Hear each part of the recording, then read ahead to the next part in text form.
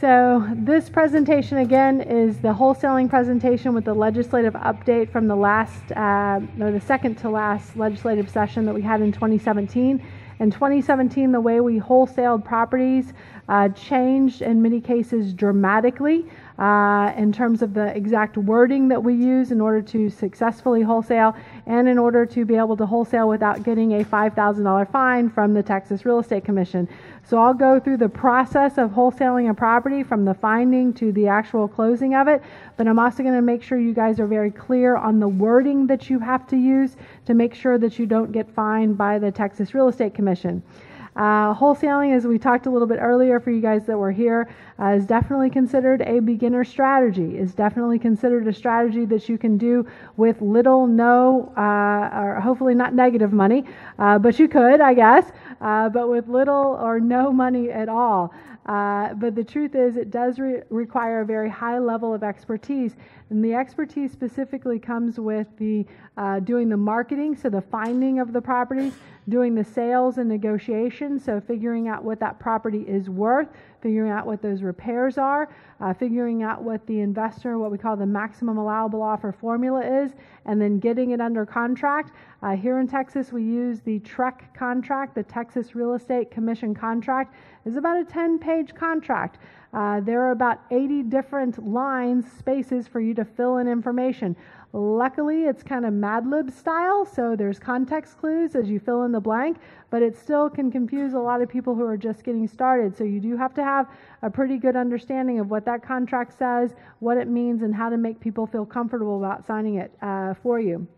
Again, you also have to be very good at the analysis and due diligence. This is the figuring out what that property is worth. This is the figuring out what the repairs are, and I'll go through some strategies so that you guys can do that successfully as well.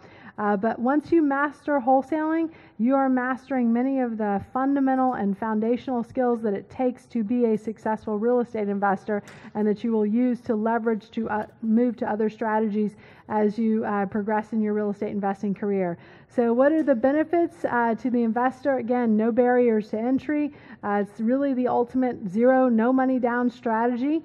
You get all the reward and none of the risk, because the second you take title to something is the second you start to take on the risk.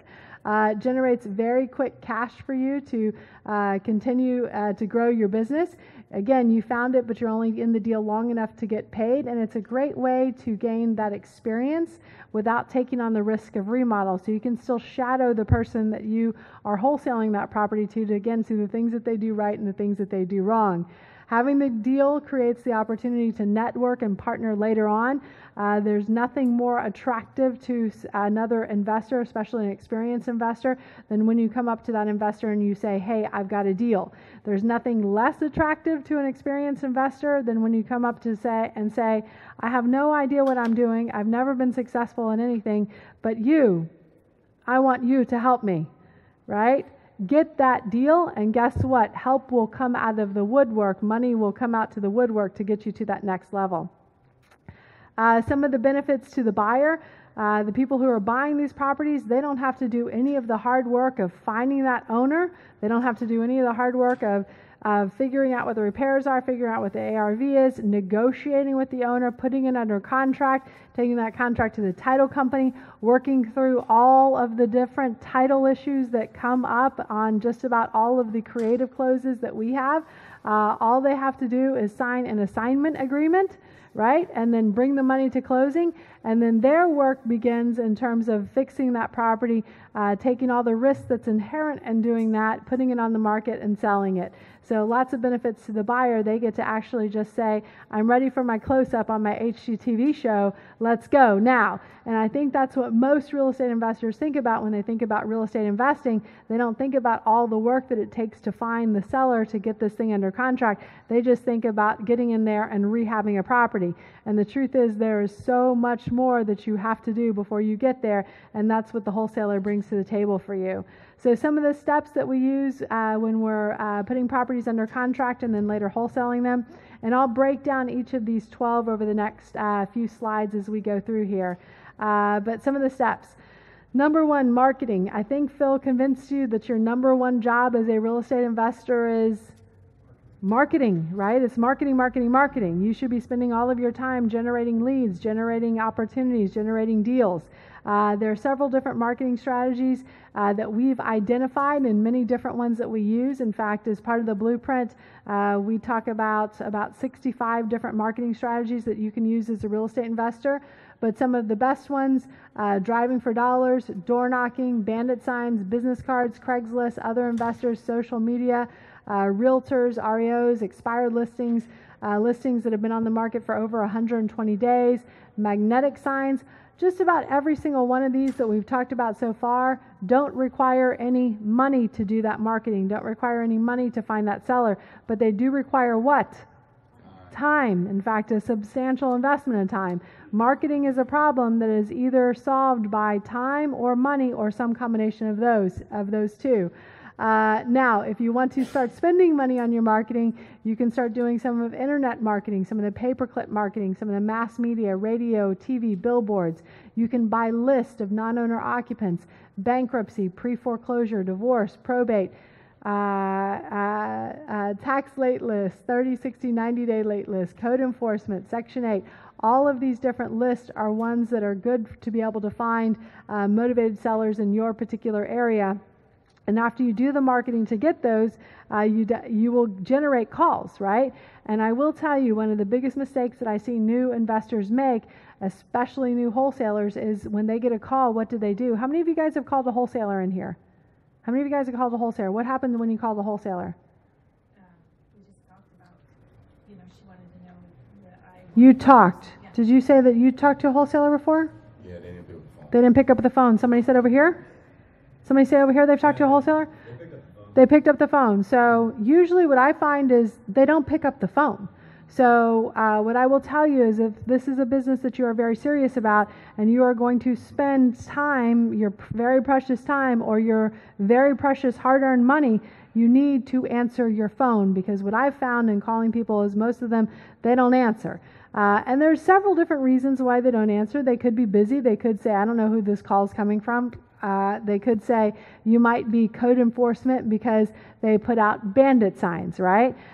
So sometimes there's a little bit of cat and mouse game that comes with the city and bandit signs, but that's one of your biggest ways to generate leads. But once that lead comes in, you need to answer your phone to be sure that you're able to take advantage of that lead. After you get them on the phone, you need to set an appointment to go and see that house immediately. A lot of new investors make the mistake of going through an entire interview script the first time that they get them on the phone. And the interview script that Phil and I use is about a 45-minute interview script to be able to get all the information and all the details that we want. But when do we go through that interview script? We don't go through that until after we've set the appointment, after we've set the meeting to go and meet them at their house.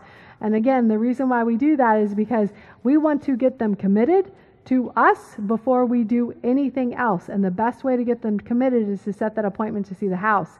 As you conduct the interview, one of the things that you really want to look for is what their motivation is, okay? If you ask them, well, how motivated are you to sell your house? And they say, I don't know. What do you know? What do you know? If they say, I'd like to sell it. What do you know? Nothing. You know nothing. You know nothing. What if they tell you, I'd like to sell it by next week? You know they're motivated, right? But if they tell you, you know nothing, because sometimes what are they doing with you? They're negotiating with you, right? So be sure to find out what their real motivation is, what their real reason for selling is. We'll also talk about understanding the condition of the property and what repairs are needed. Once you find out their reason for selling, once you find out how quickly they need to sell, and that's really the question that you need to ask. Don't ask them how motivated they are. Instead, ask them the question, how quickly do you need to sell? Because is that going to tell you usually their level of motivation? It's going to tell you a lot faster than just simply asking the question of, are you motivated, right? So that's how you phrase it to get the answer that you ultimately want. You'll also want to find out the condition of the repairs needed on the property. How do you get on the phone? How do you figure out what it's going to cost you to renovate that property just talking to them on the phone? What are the questions that you ask as a real estate investor? You ask them about the roof, different repairs that they've had. What else? Appliances, mechanicals. What else? HVAC. What else? Electrical. What else? What do you ask them? Age, square footage. You should be pulling that straight off the county record as soon as they call you. You need to be multitasking. What else? AC. Do they have pets? Foundation issue. You gave a funny face when he said that, but believe me, that makes a difference. Foundation issues. Ask them this. Many of you guys are on the right track. When was the last time you replaced or updated the roof, the appliances, the HVAC, the kitchen, the bathroom? Is that going to give you some directional information? Yes. Some people fall in the trap of saying, well, what condition is your home in? What kind of question is, what is the condition of your home in? It's great. Is it a subjective question or is it an objective question? It's very subjective. Can you put a dollar figure on a subjective question and a subjective answer? The answer is no. Can you put a dollar figure on when was the last time you updated your roof? Oh, 10 years ago? Yeah, what do we automatically know? That roof either needs a lot of repair and or needs to be replaced. When was the last time that you updated your electrical? 10 years ago? How old is your house, right? Do those things give you an indication of what might need to be replaced on this property? And the answer is yes. Usually if you can get all of those questions answered while simultaneously looking at the comps of the other properties that are selling in the neighborhood. So if your comps all have new windows, if your comps all have new roof, new doors, new flooring, new kitchen, and your seller is telling you that I haven't updated anything since, well, ever, what do you know? You know automatically that those things need to be replaced. So the way you ask the question to get the answer that you need to come up with a dollar figure is that when was the last time you did this? Now, there's one very key thing that I also want to make sure you guys, I want to make sure to get across to you guys. A lot of times when a brand new investor is on the phone with someone, they're more inclined to get off the phone as quickly as possible saying, it's not a deal, it's not a deal, it's not a deal. And they talk themselves out of it. Guys, always, under every circumstance, express your interest in buying their home. Why do you want to do that? Even if you don't know, you want to buy it. Yeah, you want them to stop calling everybody else, right? And if all you're going to do is wholesale it anyway, then yeah, you're not going to be buying this house no matter what. But if you express your interest, then you give yourself an opportunity. You give yourself a shot to be able to get it under contract. And now you've got to do the other part of the hard work, which is finding someone who will want that property that may not be as good of a deal as what you were hoping to get. Does everybody follow that? Always express your interest. If you do not express your interest, what is the seller going to do? They're going to call somebody else, right? They're going to call somebody else. You want to flip that switch inside of them that stops them from calling anyone else. And if they just got through telling you everything that's wrong with their house as you went through the when was the last time you replaced this, that, and the other, and they basically told you that their house needs significant amount of repairs, what are they thinking in their mind? They're not going to want to buy this house. It's too messed up, right? But if instead you tell them before you get off the phone with them, I'm really interested. Sounds like the exact type of houses that I buy and that my partners buy. So if you go ahead and drop that my partners buy, what are you allowing yourself an opportunity to do in the future? Assign it and have other people walk in to their house after you already put it under contract, right? So go ahead and start dropping those little clues early on. Always express your interest. When you ask them to set an appointment, guys, say, can I see it tomorrow at 10 a.m. or 2 p.m.? Because if you don't give them these different times, what are they going to tell you? They're going to look at their calendar and they're going to tell you all the times during the day that they have no time. I don't think you understand the question, but there is some like affliction in America right now where you ask them, when can you meet? and then the other person answers you with, oh, I've got this at this time, I've got that at that time, I can't do it there, I can't. No, I don't, no, that's a when can you, right? When can you? So at the end, as you express your interest, also make sure you confirm that appointment that you've got for them.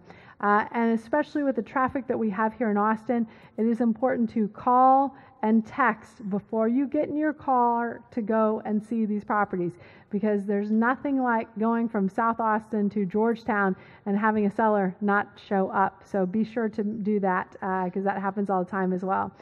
Do your analysis and due diligence. Figure out the value of the property. Ideally, you want to get the value of that property from an investor-friendly realtor. From an investor-friendly realtor. You could also get that property value from the tax records. It's going to be directional, but it's not going to be 100% accurate. What is the profit that you make, for example, if you're buying a house at 70% of ARV minus repairs? Well, how much profit do you make? On a $200,000 house, you offer 70% of ARV minus repairs. How much profit do you make? You took a 30% discount, right? And that's why you're saying 30%, because you took 70% of the ARV minus the repairs. The truth is you make somewhere between 10 to 15, sometimes 18%.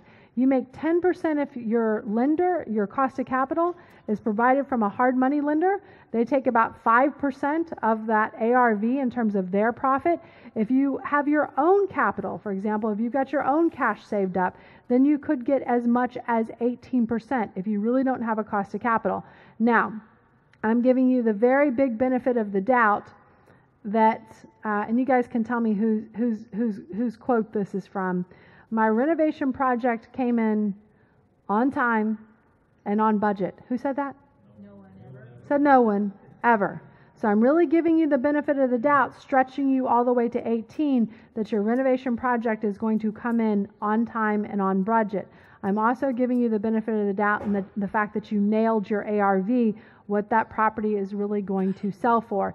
If you screw up those three things, meaning the ARV, meaning the repair budget, or meaning the time that it takes to repair that and sell that property, then your profit is going to go down from there, right?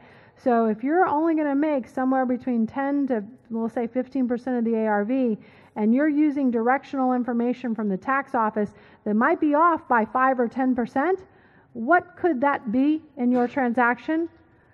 That roughly translates to possibly all of your profit, maybe up to 2/3 of your profit. So yes, it's directional, but it's not sufficient enough for you to close on that. You might use that to get something under contract, but before you close, you have to get the information from an investor-friendly realtor. I also see a lot of new real estate investors say, I got my information from Redfin, Trulia, and from Zillow. As a realtor, I can't read your name tag from here. Kathy? Chris. Is there a K? Yeah. Yay. Winning. When someone says to you, well, Trulia says,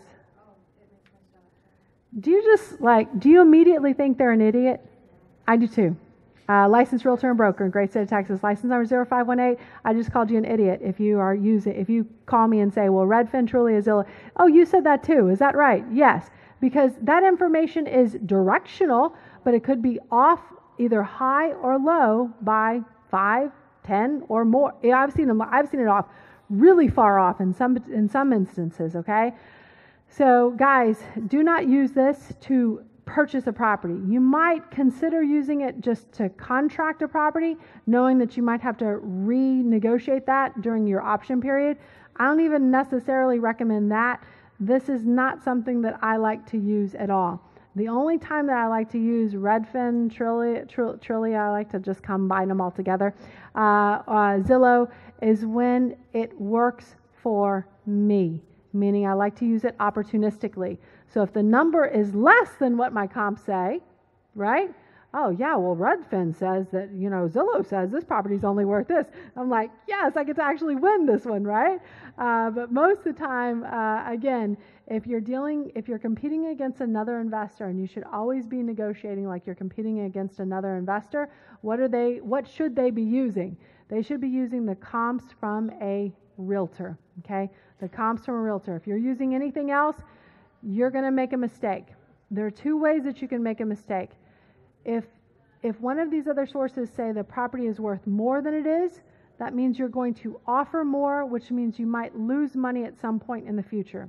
If one of these sources say that the property is worth less than what it truly is, then that means you're going to offer less, and that means you're probably not going to get the deal in the first place, okay? Know that your other investors that you're competing against are savvy investors, okay? Use the right information. Having an investor-friendly realtor on your power team is the absolute best way to be able to get these ARVs done correctly. Again, when you estimate the repairs, the best way to get those objective answers you're going to need to be able to calculate those repair budgets is by asking when was the last time you replaced, updated, etc.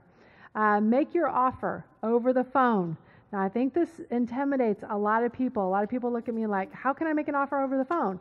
Well, because your investor-friendly realtor gave you the comps, right? And because you went through to figure out with the owner everything that's wrong with the property and everything that needs to be updated. And just because something needs to be updated doesn't mean that it's not functioning now. Green butcher block countertops and green refrigerators, they might be working pretty well, right? But that may not get you the ARV that you're ultimately looking to get. So if you have all that information, at first you might feel a little uncomfortable, but if you have all that information, then you can be prepared to make an offer over the phone. What do you say when you're making your offer? How do you get that? How do you get that going? What do you say? You're ready? I'm ready to make my offer. You got all the information. What do you ask them? What do you say to them? Would you like to hear my offer? Say this is my offer. When are you looking this up? I need a buzzer. What else? Try to get an offer out of them. What does that mean?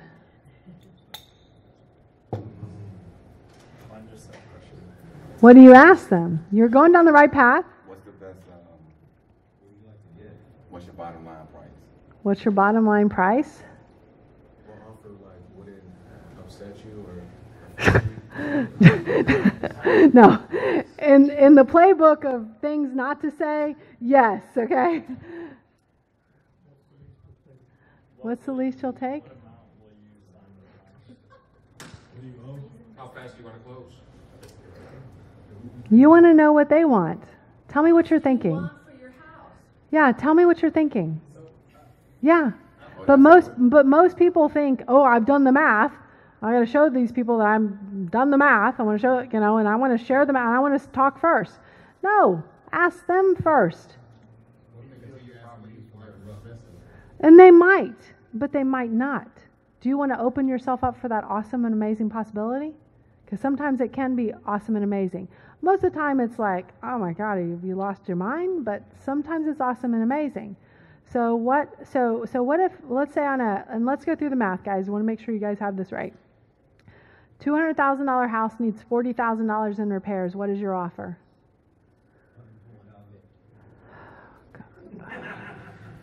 $200,000 house needs $40,000 in repairs. What is your offer? $100,000. 200,000 times 70% is 140. 140 minus $40,000 in repairs means your offer is 100. If you screwed up this math, you better have written this down. There are papers and pencils right next to you. You don't want to screw this up. That's a direct track to make money. If you're offering 150, you are losing money without question, okay? You have closing costs on the buy, you have holding costs all the way through, and you have closing costs again on the sell. Let's say your offer is 100. You have calculated this, you've gone through, you've picked out what the ARV is based on the comps in the area, you've gone through when was the last time, you know how much it's going to take to get that property up to that $200,000 standard. Your offer is 100. You start the conversation by asking, after you've gone through all this information, given everything that you've told me, which is a lot of negative stuff usually, right? So that kind of sets them, but without saying, however you said it, right? Right? And it's okay. So this is important, right? This is a little bit. This will help you in the future. I promise. I'm not trying to be rude, but I want to make sure you guys have a good takeaway from this. Given everything that you've told me, what are you thinking? What number do you have? What would you like to sell this property for?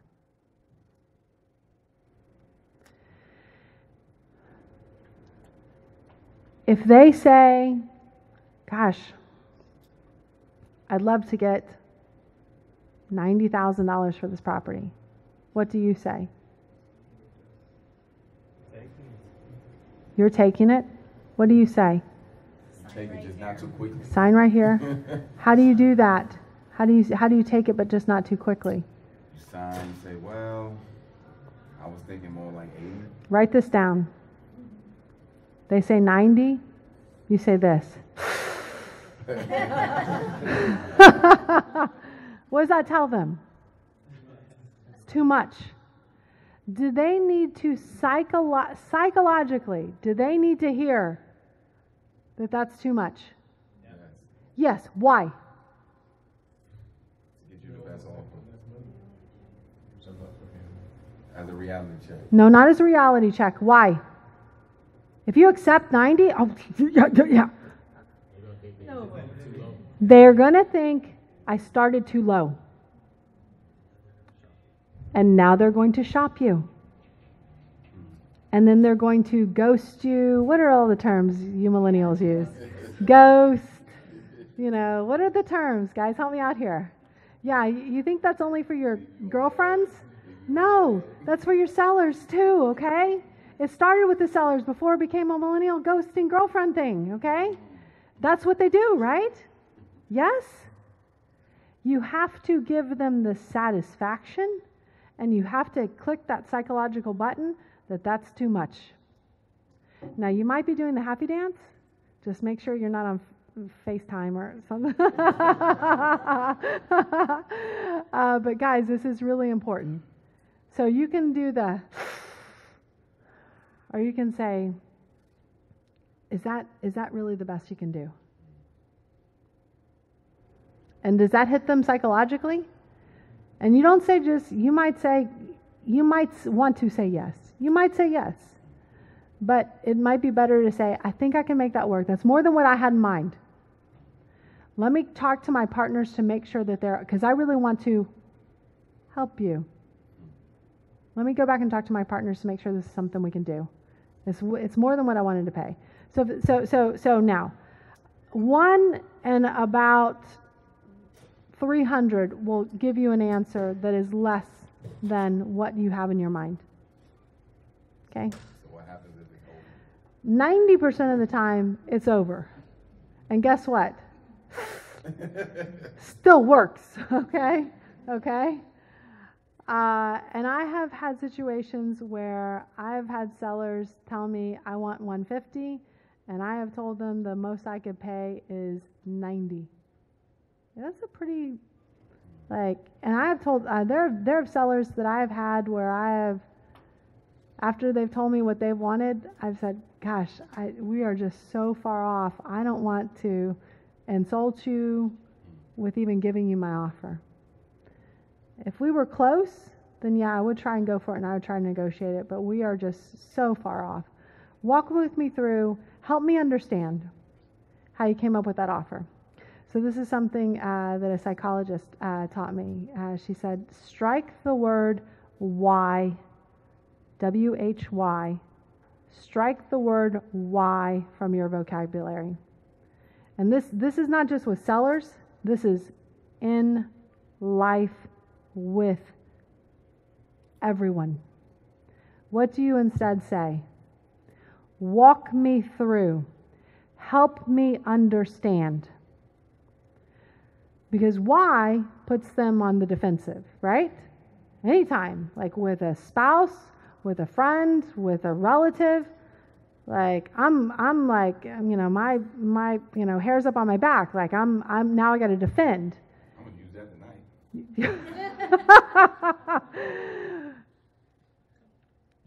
Great. Help me understand why. Help me understand. Not help me understand why, but just help me understand your thought process. Don't use the word, get rid of the word why. Get rid of the word why. So make a preliminary offer over the phone. If your numbers are close, set up, confirm the appointment to see the home and bring your offer documents. Now, you can do your offer documents online. So I've used DocuSign for probably the last 10 years. There's Hello Sign. There's so many other different signing electronic signature applications. Many of them are free. I've just used DocuSign just because I've used it for so long, and it works. That's what most of realtors use too. Get those documents over to them as soon as possible. Some people are ready to sign those over the phone, and what's interesting is I've had so many sellers that I have set up the contract in DocuSign. I've sent it to them. I've told them it's in your inbox. They have pulled it up and they have signed it within seconds, which means they do what with the contract? They do not read the contract. What are they looking for? Usually just two things. Price, close date. Great. Those are the big things, right? And as a realtor, you've seen that same turnaround too. And in fact, so I have always used DocuSign. I think I'm going to switch to HelloSign, because HelloSign, the thing about DocuSign is you have to click initial. The thing about HelloSign is, would you like to click your initial on all of the spots that we've got an initial for you and save 10 seconds? Why, yes, I would. Well, thank you very much. And then that's done. And then one signature, one time. Would you like to, there's only one signature on a contract, but when you're signing amendments or addenda or anything like that, would you like me, hey, we saved your signature from the last time you signed this contract. Would you like me to just go ahead and insert that for you? Why, yes, I would. So that's one of the benefits of HelloSign over DocuSign, if anybody's watching that. All right. So you could also bring your offer documents with you. You can also bring them on an iPad. I know a lot of investors will bring an iPad. Kind of depends on the age of the seller, what they're willing and open to. I will tell you that many of the sellers that you will deal with, you will find that they are locked in 1980 or 1990. Some of them won't have computers. Some of them won't have emails. It's shocking. I have helped homeowners set up emails in many cases. So that's an option too, and kind of an interesting one. But don't assume that everyone is as technologically savvy as you are. So be able to rise or lower to their level of savviness. All right, so meet the sellers at the house. Now I will say, guys, one of the things that I skipped over and O'Neill mentioned that I didn't go over specifically when we were talking about estimating the repairs. You can get pretty darn far by asking when was the last time you replaced, when was the last time you updated. The one question that you're not going to necessarily get, you may have someone, and I've had someone who updated their carpet like a year ago, but I didn't ask the question, do you have pets? And as it turned out, they had 4 ferrets, 12 dogs, and 10 cats. So the fact, and they had seriously just renovated the entire house in the last 12 to 18 months. New countertops, new cabinets, new flooring that was all ruined because of all these animals living in there. So always ask in a very friendly, was that a dog I heard? What kind of dog do you have? I love dogs. Yes? I want to know how many you have, right? What's the other animal that we want to know about? I'm sorry, what did you say? Yeah. You said cats. We said kids. Okay. Rugrats. I'm just going to stick with rugrats. But do you want to know that? Yes. So my son's carpet gets replaced is on a schedule of every 3 years. Everybody, all the other carpets in the house are on an every 10 years. Right? Because kids mess stuff up a little bit faster than adults, right? Guys, just really quickly. Does anyone have a buzzer? Does anyone still have a buzzer for membership? Would anyone like to join membership right now? They are closing the membership table. If you'd like to join some membership, Graham's going to wave like this.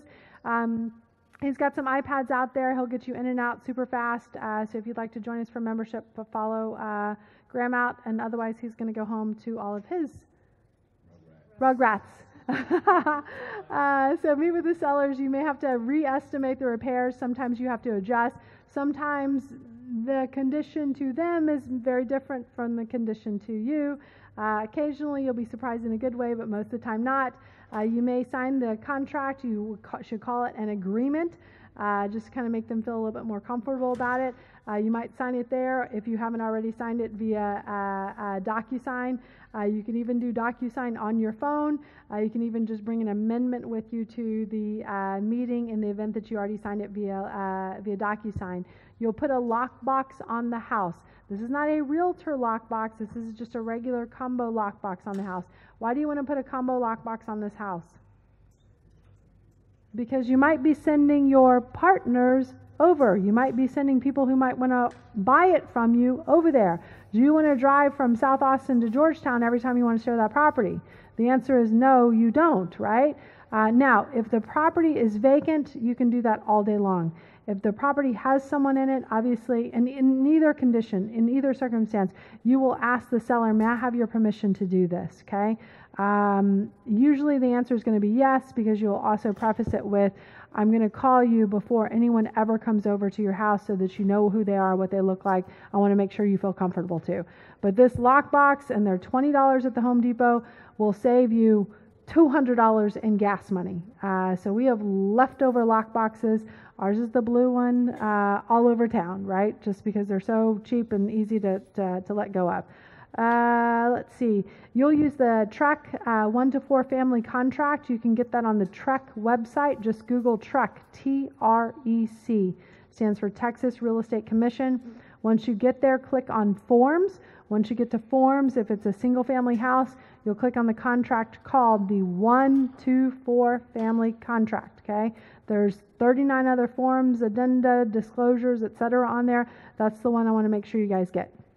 You'll take your contract or to the title company, or you'll email your contract to the title company.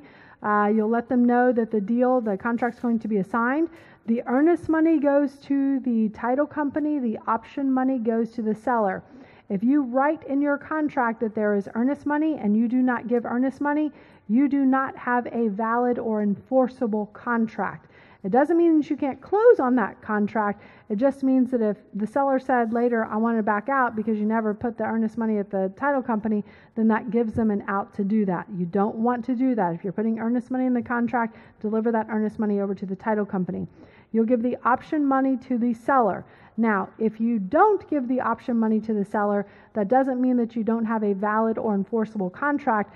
All that means is you now just do not have an option period during which you can get out of the contract, terminate the contract without penalty. You'll market the property to other buyers. How do you create your buyers list? Yes, here would be good, right? There are lots of other ways to be able to create buyers lists. Even at the auction this morning at 30 some odd degrees, there were still about 60 different investors there who are looking to buy properties. It's a great place to find other investors. You need to give the stats to the other investors, ARV, repairs, and rents. Remember that just because you're wholesaling, because you may not have money to take down that property by yourself, doesn't mean that your end buyer is just looking to buy it, fix it, and flip it right away. They may be looking to buy it, leave their money in it for a very long time, and hold it. To be able to really kind of capture and understand what their numbers are going to be, you need to share with them what the rents are in the area. Always include the price, which should include your wholesale fee. I can't tell you how many times, and I've had a brand new investor give me the price of the property and later come back and say, oh yeah, and my wholesale fee is this. Wait, what? No, that's not how this works. Let me explain it to you. You may meet the potential end buyers of the property or just send them with the combo code so that they can get in there. I will say, be very clear, protect yourself by number one, having the property under contract. Another way that you can protect yourself, especially if you're wholesaling, is you might file what's called a memorandum of contract. The TREC contract is not a notarized document, which means you cannot do what with it? You cannot file it at the county courthouse. So when someone does a title search, they're not going to see your contract. But if you have what's called a memorandum of contract, and if that memorandum is signed and notarized, because the county's not going to accept and file anything that's not signed and notarized, then you can now attach it to your contract and file that contract with the memorandum at the county clerk's office. Which means what? How does that benefit you? If they try to sell it to someone else, that other title company is going to pull what? A title run, and they're going to find your memorandum of contract. And they're going to call you and say, hey, I need you to release this memorandum of contract. Somebody else is buying this property. And you're going to say what? I would be happy. Is now good? Because it's good for me. Right? How high does Apple Pay go? I'd be happy to release my interest in this property for a fee of whatever that may be. Okay? Oh, yeah, now we're interested. Yeah. Memorandum of contract. Memorandum of contract. Now, the other thing that you want to do, so there's two people who might circumvent you. Number one, just the next random person who knocked on their door, talk to them, okay? The other person who might try and circumvent you is the end buyer that you bring over there, which is the really one you want to punch. Yeah? Yes? How do you stop them from going around you? Or the contract? The contract? The memorandum? You might want to do what's called a non-circumvent agreement, okay? So non-circumvent agreement is the stick. What could you use as a carrot to make sure that that person does not go around you?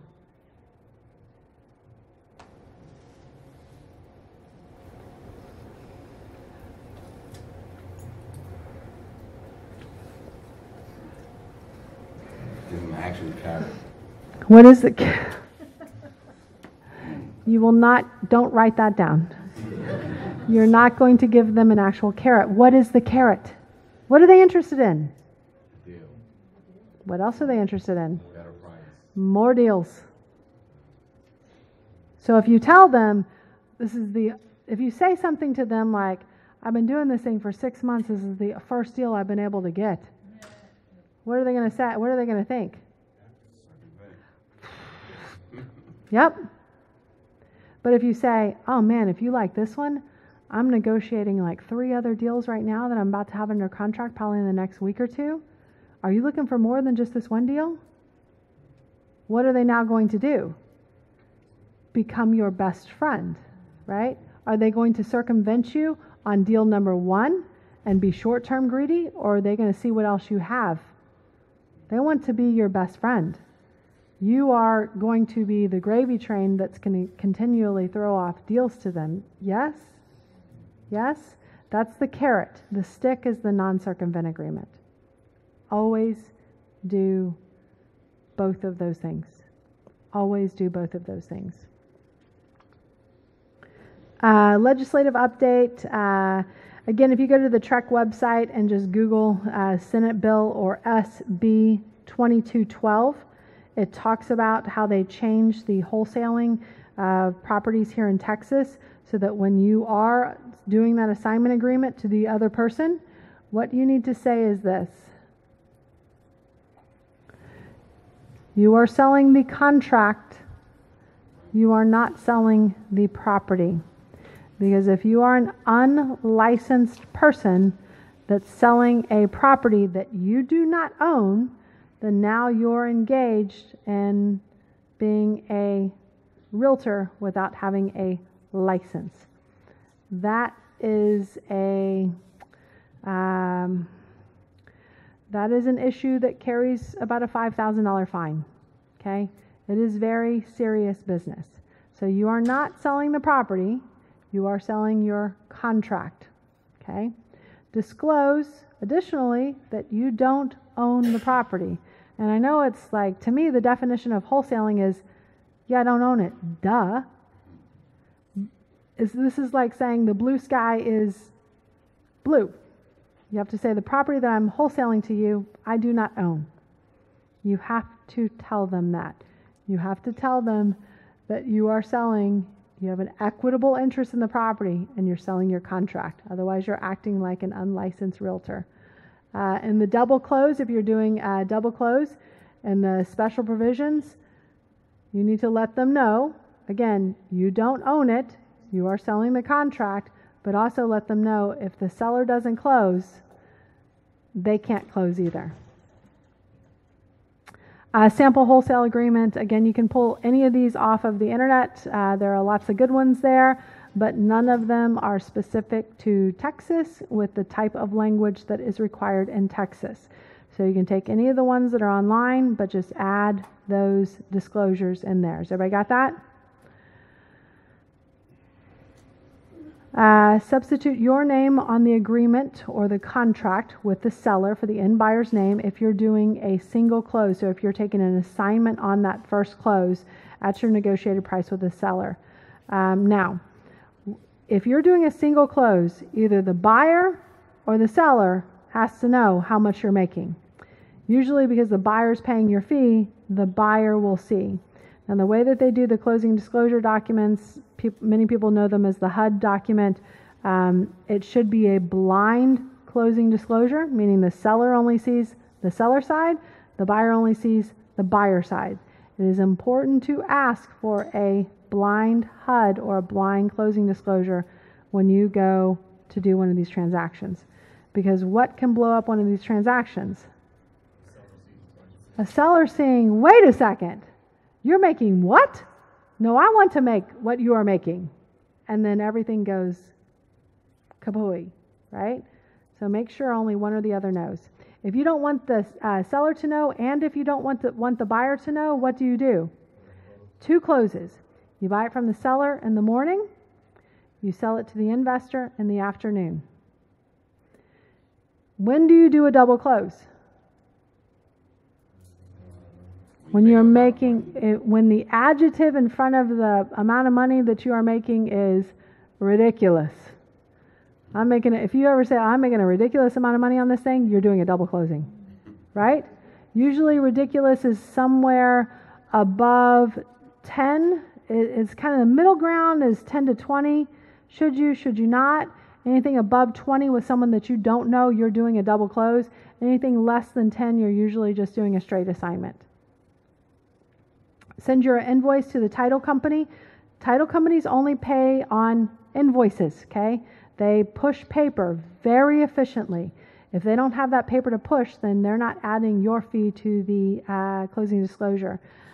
Get paid on the HUD or the closing disclosure. Cash your check, do it all over again. Alternatively, so some people say, well, what if I want to still be part of the deal? You can still be part of the deal.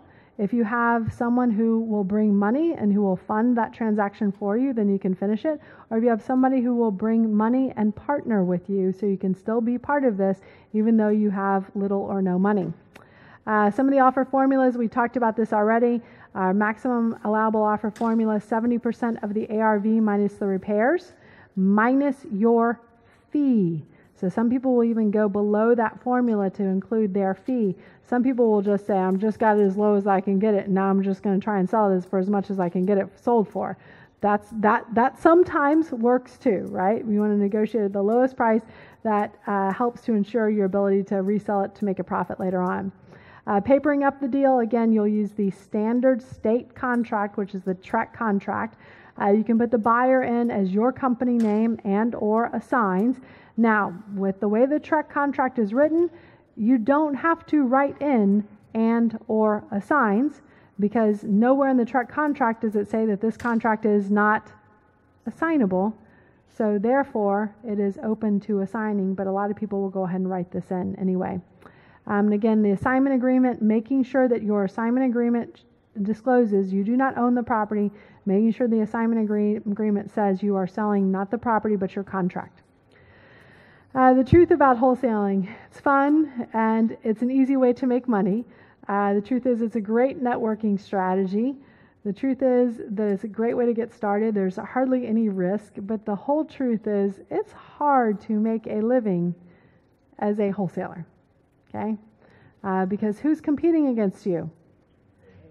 People who want to take the property down themselves, who don't need to reduce their offer by a wholesale fee, right?